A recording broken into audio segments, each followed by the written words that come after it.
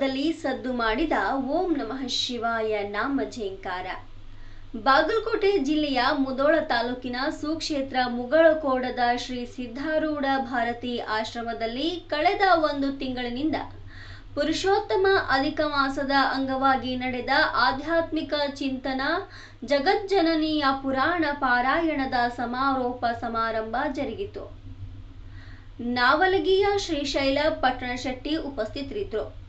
ಈ ಸಂದರ್ಭದಲ್ಲಿ ಉತ್ತೂರಿನ ನಾರಾಯಣ ಪತ್ತಾರ್ ಸಂಗಡಿಗರಿಂದ ಜನಪದ ಗಾಯನ, ಕೊಣ್ಣೂರಿನ ಕರೆಸಿದ್ದೇಶ್ವರ ಕಲಾ ತಂಡದವರಿಂದ ತತ್ವಪದಗಳು, ಯಲ್ಲಟ್ಟಿಯ ಹಿರಿಯ ಕಲಾವಿದ ಲಕ್ಷ್ಮಣ್ ಮಾಳಗೊಂಡ ತಂಡದವರಿಂದ ಹಂತಿಹಾಡು, ಲಕ್ಕವ್ವ ಕಪರಟ್ಟಿ ತಂಡದವರಿಂದ ಸಂಪ್ರದಾಯ ಪದಗಳು, ಮುಗೋಳಕೂಡದ ಶಿವಲಿಂಗವ್ವ ಸಂಗಡಿಗರಿಂದ ಭಕ್ತಿಗೀತೆಗಳು, ಕುಳಲಿಯ ಮುತ್ತಪ್ಪ ಬನಾಜಗೋಳ ಸಂಗಡಿಗರಿಂದ ಶಿವಭಜನೆ ಸೇರಿದಂತೆ ವಿವಿಧ ಕಾರ್ಯಕ್ರಮಗಳು ನಡೆದವು. ಬಾದಾಮಿ ತಾಲೂಕಿನ ಜಲಗೇರಿಯ ಚಿನ್ನಪ್ಪಗೌಡ ದಂಪತಿಗಳನ್ನ ಹಾಗೂ ಮುಗೋಳಕೋಡದ ಶಂಕರಗೌಡ ಪಾಟೀಲ್ ದಂಪತಿಗಳನ್ನ ಮತ್ತು ಸಂಗಮೇಶ ಶಾಸ್ತ್ರಿಗಳನ್ನ ಶ್ರೀಮನ್ ನಿಜಗುಣ ಶಿವಯೋಗಿ ರಾಷ್ಟ್ರೀಯ ಪ್ರತಿಷ್ಠಾನದ ಮುಖಂಡರಾದ ಲಕ್ಷ್ಮೇಶ್ವರ ಕುಟುಂಬದ ಹನುಮಂತ ಮತ್ತು ಪದ್ಮಣ್ಣ ದಂಪತಿಗಳು ಹಾಗೂ ರಮೇಶ್ ಮಹಾಲಿಂಗಪುರ ಮುಂತಾದವರು ಶಾಲು, ಮಾಲೆ, ವಸ್ತ್ರ ಹಾಗೂ ಸಿದ್ಧಾರೂಢ ಸದ್ಗುರುಗಳ ಭಾವಚಿತ್ರ ನೀಡಿ ಪುಷ್ಪಾರ್ಚನೆ ಮಾಡಿ ಗೌರವಿಸಿದರು.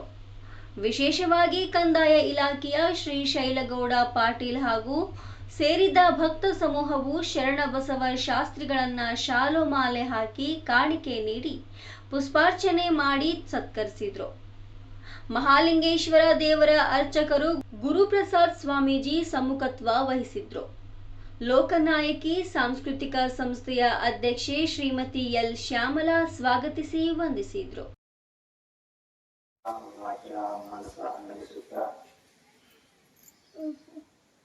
ಭಕ್ತವತ್ಸಲ ಕಾರುಣ್ಯನಿಧಿ ಕರುಣಾಮೂರ್ತಿಯಾಗಿರುವ ತ್ರಿವಿಧ ದಾಸೋಹಿಗಳು ಔಸಾದಿಕ ಮಹಾಪುರುಷ ಚಕ್ರವರ್ತಿ ಶಿವಾಯ ನಮಃ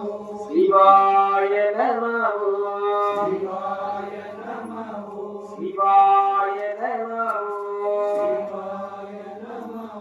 ಶಿವಾಯ ನಮಃ ಶಿವಾಯ ನಮಃ ಶಿವಾಯ ನಮಃ ಶಿವಾಯ ನಮಃ ಶಿವಾಯ ನಮಃ ಶಿವಾಯ ನಮಃ ಶಿವಾಯ ನಮಃ जय मंगलम जय नमः पार्वती परमेश्वर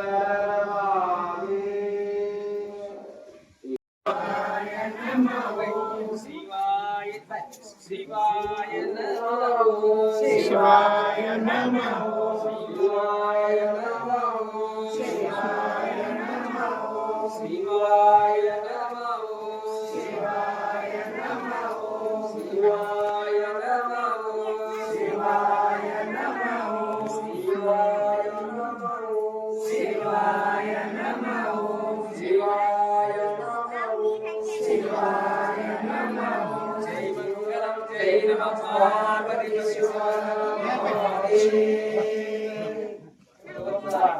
ये दत्तमंदिरे शिवाय नमः अचिनिंद्र श्री सर अचिनिंद्र के सर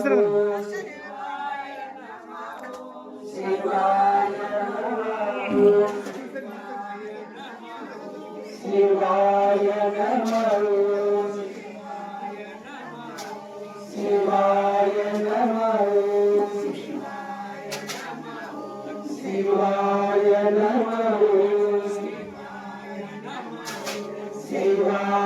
नमः शिवाय नमः शिवाय नमः शिवाय नमः शिवाय नमः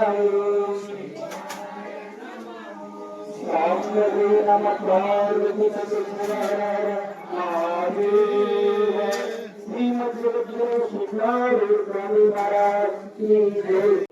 ಬಾಳುನೆಯಿಂದದಿ ಸುಲಭವಾಗಿ ಸುಖ ಹೊಂದಿಕೊಂಡರ ಜೈ ಜೈ ಜೈ ಜೈ ವಾಕದ ನಿನಗ ಜೈ ವಾಕದ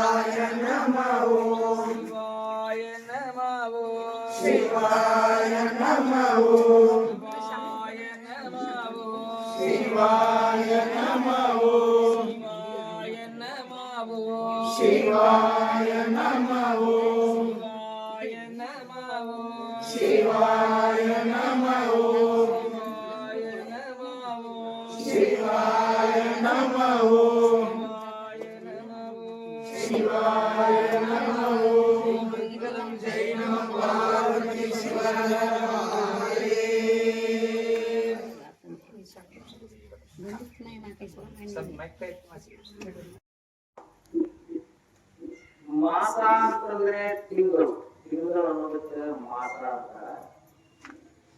ಈ ಮಾಸ ಪುರುಷೋತ್ತಮ ಮಾಸ ಅಂತ ಇದೆ. ಜ್ಯೇಷ್ಠ ಮಾಸ. ಈ ಪುರುಷೋತ್ತಮ ಮಾಸವು 3 ವರ್ಷಕ್ಕೊಮ್ಮೆ ಬರ್ತದೆ.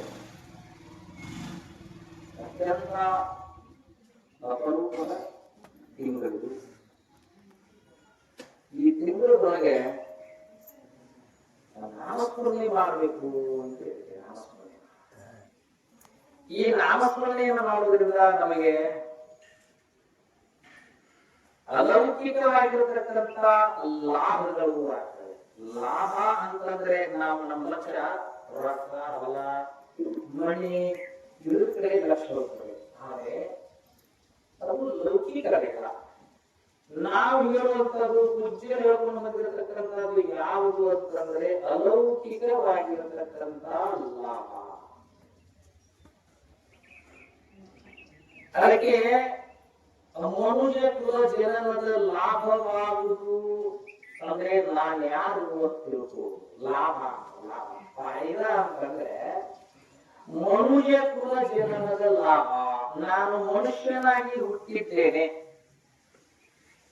ನಾನು ಮನುಷ್ಯನಾಗಿ ಹುಟ್ಟಿದ್ದೇನೆ ಅಂತಂದ್ರೆ ನಾ ಏನ್ ಮಾಡಬೇಕು ಅನ್ನೋದು ಇದು ಅತ್ಯಂತ ಜವಾಬ್ದಾರಿ ಆಗಿರತಕ್ಕಂಥ ಕರ್ತವ್ಯ.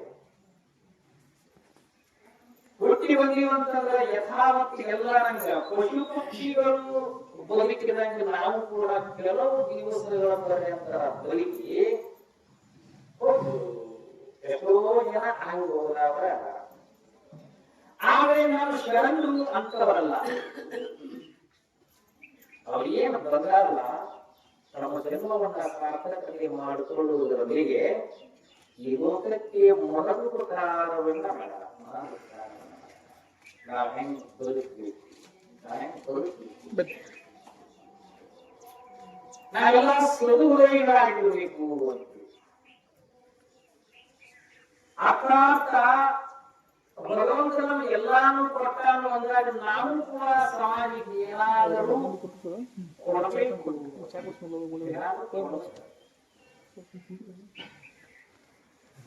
ಬರೀ ಪಡೆಯುವುದಲ್ಲ, ನಾವೇನಾದ್ರೂ ಒಂದಿಷ್ಟು ಸಮಾಜಕ್ಕೆ ಮೂಡಿಸಿದ್ರು ಅಂದ್ರೆ ಭಗವಂತ ಎಲ್ಲಿದಾನಂತಂದ್ರೆ ಸಮಾಜದಲ್ಲಿದಾನ. ಭಗವಂತ ಎಲ್ಲಿದಾನಂತಂದ್ರೆ ಯಾರು ಕಷ್ಟದಲ್ಲಿದ್ದಾರು, ಯಾರು ಜೀವನದಾರು, ಯಾರು ಹಿಂದುಳಿದವರು, ಯಾರು ಕಷ್ಟದಲ್ಲಿರ್ತಕ್ಕಂಥವರ ಅವರ ಕನ್ನ ಒಣಗಿದ್ರಿ ಅಂತಂದ್ರೆ ಅದಕ್ಕೆ ಭಗವಂತ ಸಂತೃಪ್ತ ಆಗ್ತಾನೆ ಅಂತ.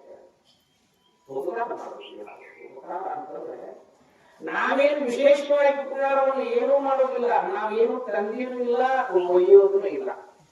ಎಂತ ಕೋಟ್ಯಾಧೀಶ ಅದಾನಂತಂದ್ರೂ ಕೂಡ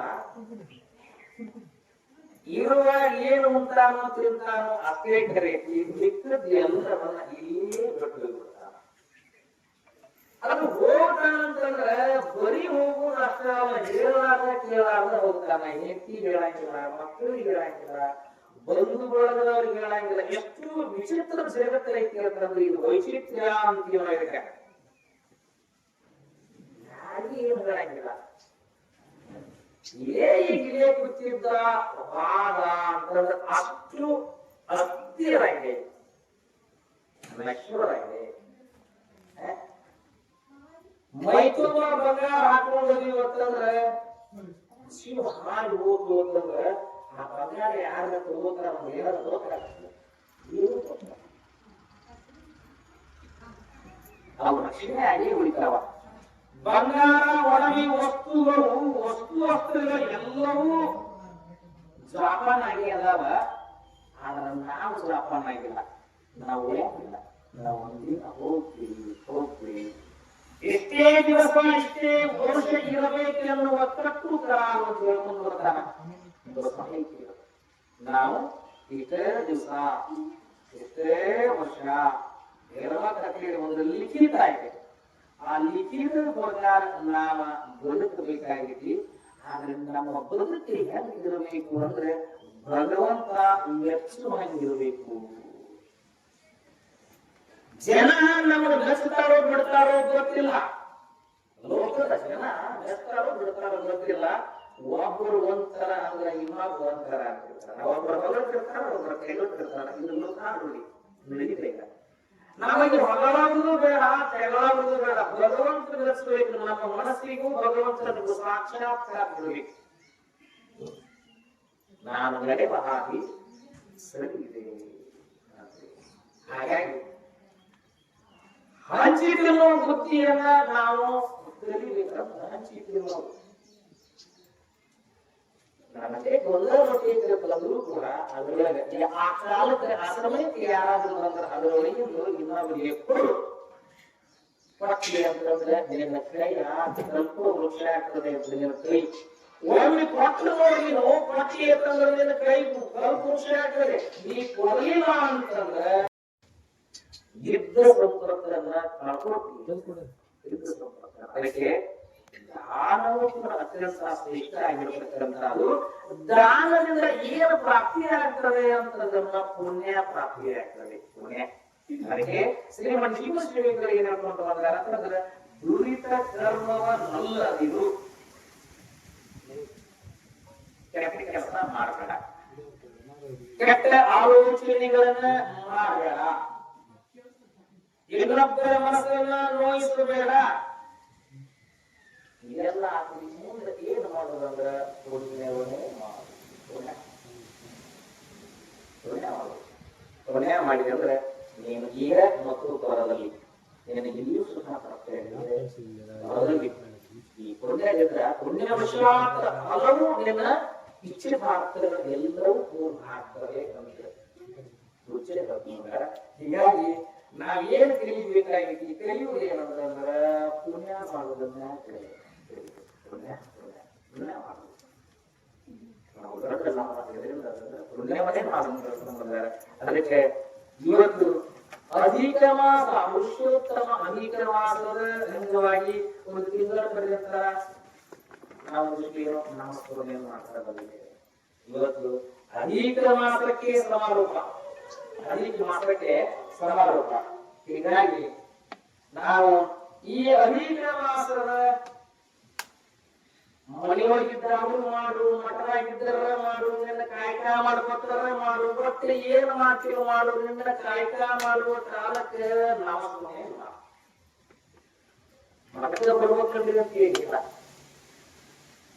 ಒಂದೊಂದು ಮಾಡಕತ್ತೀನಿ ನೀ ಶಿವಾಯ ಮಾಡ್ಕೋತ ನೀನು ಯಾರೇ ಮಾಡಿದ್ರೆ ಪ್ರಾಪ್ತಿ ಆಗ್ತದೆ.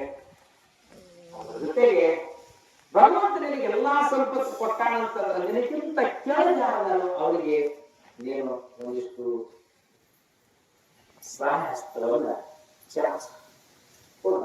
ಅದಕ್ಕೆ ದುರಿತ ಕರ್ಮವನ್ನು ಇವತ್ತಂದ್ರೆ ನಾನು ಕನಸಿನ ಸಹಿತ ಕೆಟ್ಟ ಕೆಲಸ ಕಲ್ಪನೆ ಬರಬಾರದು, ಮನಸ್ಸಿನೊಳಗೂ ಸುಳ್ಳಾಡಬಾರದು. ಹಾಗಾಗಿ ಯಾವತ್ತು ಒಳ್ಳೆ ನೋಡಿ ಒಳ್ಳೆಯ ಆಲೋಚನೆಗಳು ಒಂದು ಯೋಜನೆ ಆಗ್ತದೆ. ಒಂದು ಯೋಜನೆ, ಅದು ಯೋಜನೆ ಏನಾಗ್ತಿರ್ತದೆ ಮುಂದೊಂದು ದಿವಸ ಅದು ಪ್ರಯೋಜನೆ ಆಗ್ತದೆ. ಅದಕ್ಕಾಗಿ ಪುಣ್ಯ ಮಾಡಬೇಕು. ಪುಣ್ಯದ ಲಾಭ ಏನು? ಕೆಟ್ಟ ಕೆಲಸಗಳಿರೋದ್ರಿಂದ ಆಗ್ತಿರ್ತಕ್ಕಂಥ ಲಾಭ ಏನು? ಅಥವಾ ಕೆಟ್ಟ ಕೆಲಸಗಳನ್ನ ಮಾಡೋದ್ರಿಂದ ಆಗ್ತಿರ್ತಕ್ಕಂಥ ನಷ್ಟಗಳ ಏನು ಅನ್ನೋದನ್ನ ಇವತ್ತು ಇದೊಂದು ಅಪರೂಪದ ಸಮಾಧಾನ. ಇವತ್ತು ನೀವು ಎಲ್ಲರೂ ಈ ಮಾತನ್ನ ಹೇಳಲಿಕ್ಕೆ ಬೇಕು. ಜಗದ್ಗುರು ಸಿದ್ಧಾರೂಢರು ಈ ಲೋಕಕ್ಕೆ ಅವತಾರ ತೆಗೆದುಕೊಂಡು ಬರುವ ಕಾಲಕ್ಕೆ ಸಿದ್ಧಾರೂಢರು ಬೇರೆ ಯಾರಲ್ಲ, ಸ್ವತಃ ಶಿವನ ಅವತಾರ. ಶಿವನೇ ನರರೂಪದಿಂದ ಗುರು ರೂಪದಿಂದ ಇಲ್ಲಿ ಬಂದು ನೀವು ನೆನಪಿಟ್ಟು ಕೇವಲ ಇವತ್ತು ನಮ್ಮನ್ನ ಅವರು ದೇಹದಿಂದ ಒಂದು 90 ವರ್ಷ ಆಗಿದೆ, ದೇಹ ನಮ್ಮಿಂದ ದೂರ ಆಗಿದೆ. 90 ವರ್ಷ ನಮ್ಮಿಂದ ದೂರ ಆದ್ರೆ ಅವರಿಗೆ 31 ರಾಜ್ಯದ ರಾಜರು ಅಥವಾ ಶಿಷ್ಯರು. ನಾವಿವಲ್ಲ, 31 ರಾಜ್ಯದ ರಾಜರು ಅಪ್ಪ 13 ಭಾಷೆಗಳನ್ನ ಮಾತಾಡ್ತಿದ್ರು. ನೊಂದವರ ಬೆಂದವರ ಕಷ್ಟಗಳಿಗೆ ಅವರು ಯಾರ ತಲೆ ಮೇಲೆ ಹಸ್ತ ಇಟ್ಟರೋ ಅವರೆಲ್ಲ ಉದ್ಧಾರ. ಅದಕ್ಕೆ ಇವತ್ತು ಇಂಥ ಪುಣ್ಯ ಕಾಲ, ಇದೊಂದು ಪುಣ್ಯ ಪರ್ವ ಕಾಲ. ಭಗವಂತನ ನಾಮಸ್ಮರಣೆಯನ್ನು ಮಾಡೋದಿಲ್ಲ ನಮಗೆ ಮತ್ತೆ ಹೇಳ್ಕೊಂಡು ಬರ್ತಾರೆ, ನಮ್ಮ ರೋಗಗಳ ಕಳಿತವ ಅಂತೇಳಿ. ದೈಹಿಕವಾಗಿರ್ತಕ್ಕಂಥ ಸಾಮಾನ್ಯ ರೋಗಗಳು ಕೂಡ ನಿವೃತ್ತಿ ಆಗ್ತವೆ. ಆಮೇಲೆ ರೋಗ, ಈ ನಾಮಸ್ಮರಣೆಯ ಲಾಭ ಏನು ಅಂತಂದ್ರೆ ನಮ್ಮ ಜನನ ವರ್ಣಾತ್ಮಕವಾಗಿರ್ತಕ್ಕಂಥ ಒಂದು ನಮ್ಮ ರೋಗ. ಯಾವ ರೋಗ ಇರ್ತದೆ, ಏನು ಒಳ್ಳೆಯ ರೋಗ ಹಾಕಿರ್ತೀವಿ, ಅದೇ ಸಹಾಯ ಆಗ್ತೀವಿ. ಇದೊಂದು ದೊಡ್ಡ ಕಾಮಾಲಿ. ಮತ್ತೆ ಸಾಯುವಾಗ ಏನಾದ್ರೆ ಸರಳ ಸಾಯ್ತೀವಿ ಅಂದ್ರೆ ಸಿಕ್ಕಾಪಟ್ಟು ತ್ರಾಸ ಮಾಡ್ಕೊಂಡು ಸಾಯ್ತೀವಿ. ಸಿಕ್ಕಾಪಟ್ಟು ತ್ರಾಸ. ಅದಕ್ಕೆ ಉಣ್ಣುವಾಗ ಉಡುವಾಗ ತೊಡುವಾಗ ಪ್ರತಿ ಹಂತದಲ್ಲಿಯೂ ನೀನು ಭಗವಂತನ ನಾಮಸ್ಮರಣೆಯನ್ನು ಮಾಡ್ತಿರಬೇಕು. ನೀನು ಭಗವಂತನ ಪಾದದಲ್ಲಿ ನೀನು ನಿನ್ನ ಶಿರವನ್ನಿಟ್ಟು ಅವನಲ್ಲಿ ಒಂದಾಗಿ ನಾವೇ ಒಳ್ಳೆ ಈ ಭಗವಂತನ ಬರ, ಈ ಭವ, ಈ ಲೋಕ, ಈ ಜಗತ್ತಿ ಅನ್ನೋದಲ್ಲ, ಇದರೊಳಗೆ ನಾವು ಬರಬಾರದು ಅಂತೇಳಿ ಇದೆಲ್ಲಾನು ಎದಕ್ ಮಾಡ್ಬೇಕಾಗಿತ್ತಂದ್ರೆ ನೋಡಿ, ಹಕ್ಕಿ ಪಕ್ಷಿಗಳು ಸರ್ವಭೂಷಣ ಶಿವಕ್ಕೆ ಹೇಳ್ತಾರ, ಒಂದು ಗಿಡದೊಳಗೆ ಹಕ್ಕಿ ಪಕ್ಷಿಗಳು ಕೂಡ್ತಾವ. ಒಂದು ಗಿಡದೊಳಗೆ ಹಕ್ಕಿ ಪಕ್ಷಿಗಳೆಲ್ಲ ಕೂಡ್ತಾವ.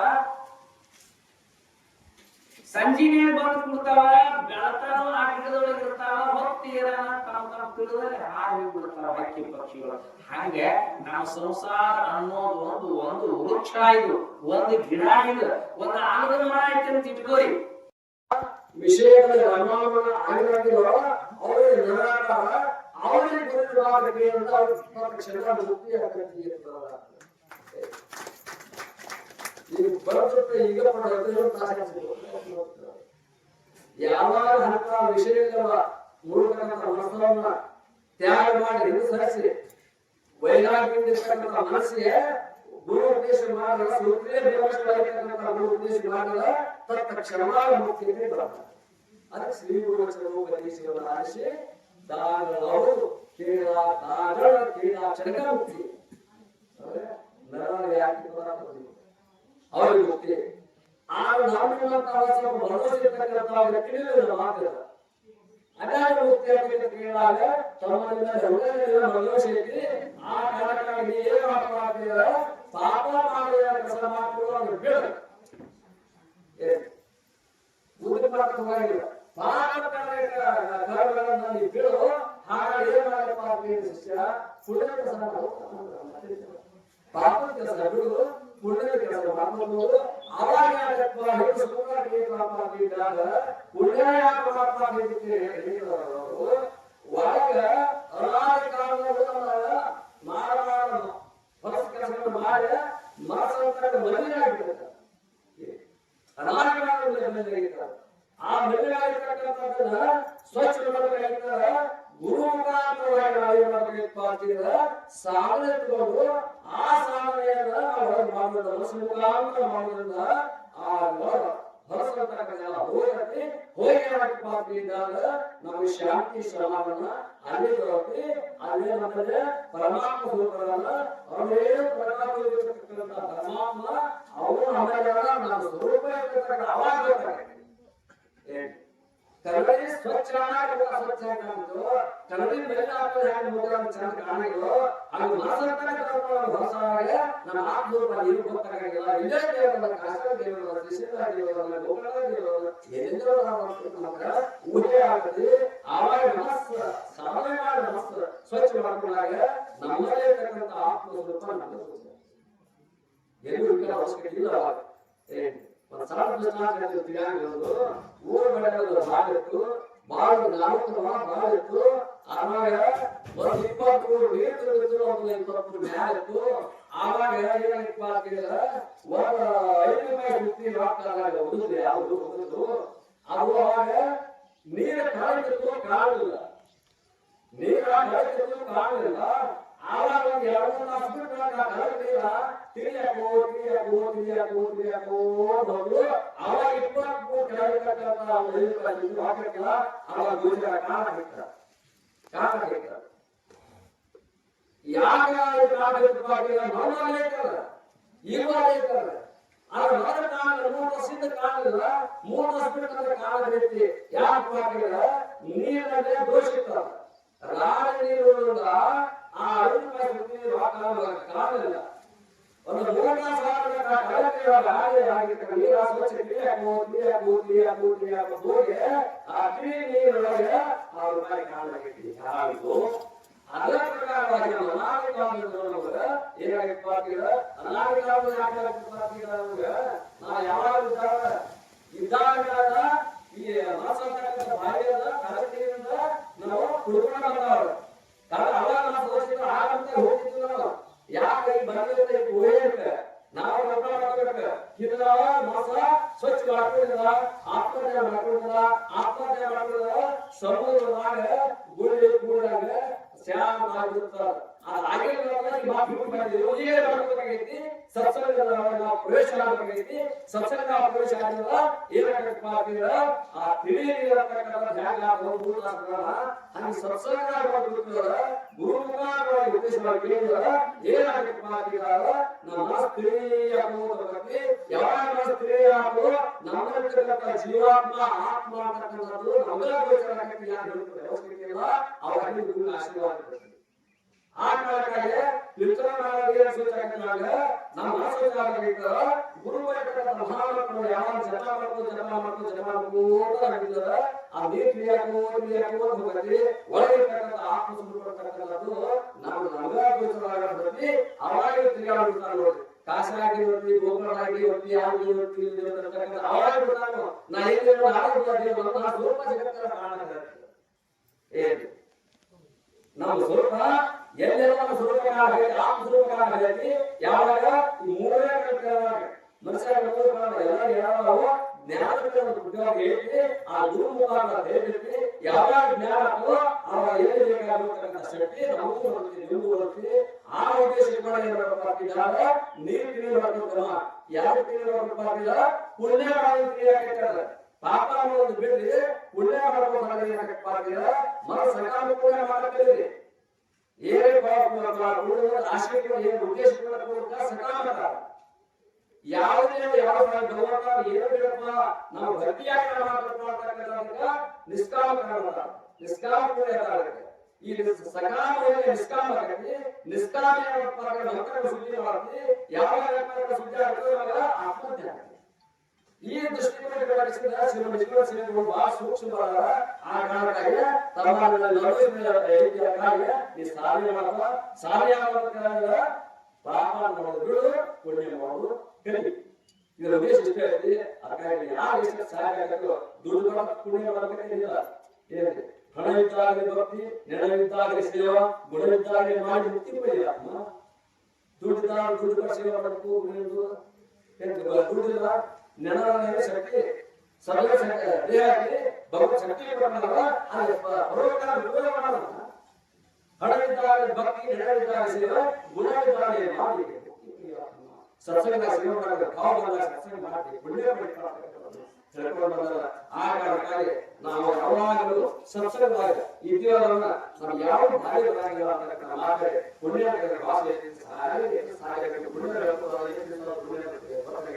ಯಾರು ಸಾಗಬೇಕು ಪುಣ್ಯ ಇದರ ಪುಣ್ಯ ಎಲ್ಲ ರೂಪವಾಗಿಲ್ಲ. ಯಾರು ವಿಶ್ವಾಸ ಪುಣ್ಯ ಅಂತ ನೀರೇ ಕಾಲಾಗ ನೀರು ಬರಕ ಪುಣ್ಯ ಅದು ಸಾಗುವ ಒಂದು ಗಂಡ ಪುಣ್ಯ ಸಂಯೋಜಿತ ಜ್ಞಾನಕ್ಕೆ ಮನುಷ್ಯ ಒಬ್ಬ ಜ್ಞಾನಿಗಳ ವಿನಾಯಿಗಳ ಅವರ ಗಂಡನಾಮ ದಾನ ಸುಮಾರಾಗಿ ಹೇಳಬೇಕು. ದಾನ ಸುಮಾರಾಗಿಲ್ಲ ಅವರು ಏನಾಗಿರ್ತಾರೆ ಉಪಯೋಗ ಆಗಬೇಕಾದ ಸಂಯೋಜಿತ ಜ್ಞಾನ ಯಾರಿಗೆ ಏನಾಗಿ ಹಸಲಾಗ ರೊಟ್ಟಿ ಆಗತ್ತೆ 20,000 ಮಾಡ್ಕೊತಾರ ಅವ್ನು ದಾನ ಮಾಡಿ ಹೊಡಿಕೊಳ್ಳೋದು ವ್ಯರ್ಥ ಆಗ್ತದಿಲ್ಲ. ಹಸ್ನಾಗ ಮಾಡಬೇಕು, ಇರಬೇಕು, ಬಟ್ ನಾನು ಪುಣ್ಯ ಆಗಲಿ. ಆ ಕಾರಣಕ್ಕಾಗಿ ಪುಣ್ಯದಲ್ಲಿ ಬಹಳ ಸುಲಭವಾಗಿ ತಿಳ್ಕೊಳ್ಳೋದು ಬಹಳ ಸುಲಭವಾಗಿ ಅಂತ ಪುಣ್ಯವನ್ನ ನಾವು ಮಾಡುವ ಕಲಿಬೇಕು. ಪುಣ್ಯ ಮಾಡಿ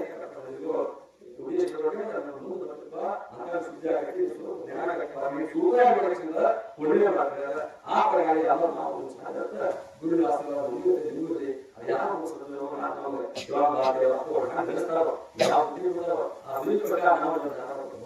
ಪುಣ್ಯ ಮಾಡೋದು